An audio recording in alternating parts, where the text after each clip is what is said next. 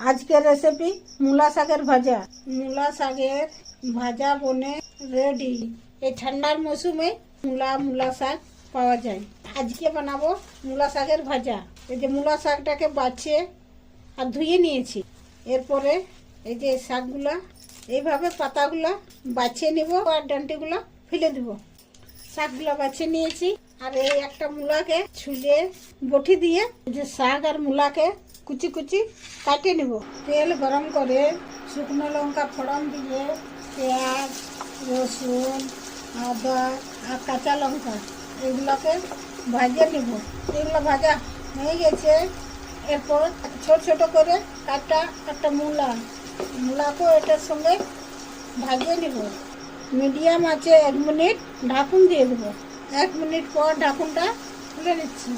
ঢাকুনটা খুলে আর মূলাকে